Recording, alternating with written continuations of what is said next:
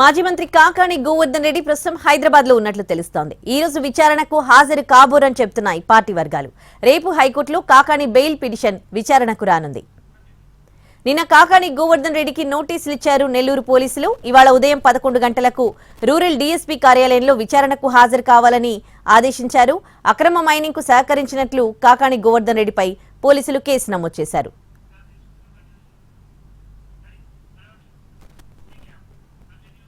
నెల్లూరు జిల్లాలోని పొదలకూరు మండలం తాటిపర్తి గ్రామ సమీపంలో రుస్తుం మైన్స్ లో గత ప్రభుత్వ హయాంలో క్వార్జ్ అక్రమ రవాణా జరిగిందనే ఆరోపణలున్నాయి. రుస్తుం మైన్స్ ను గతంలో ఒకరికి లీజ్ కివ్వగా ఆ లీజ్ గడువు ముగిసిపోవడంతో సర్వేపల్లికి చెందిన వైసీపీ నాయకులు ఇక్కడ అక్రమ మైనింగ్ చేశారనే ఆరోపణలొచ్చాయి. దీనికి సంబంధించి ఇటీవల పొదలకూరు పోలీస్ స్టేషన్లో కేసు నమోదైంది. ఈ కేసులో ఇప్పటికే 2ని అరెస్ట్ చేసి రిమాండ్ కు పంపారు. తాజాగా కాకాని గోవర్ధన్ రెడ్డిని A4 గా చేర్చడంతో పాటు మరో 7గురిపైన ఎఫ్ఐఆర్ నమోదు చేశారు పోలీసులు.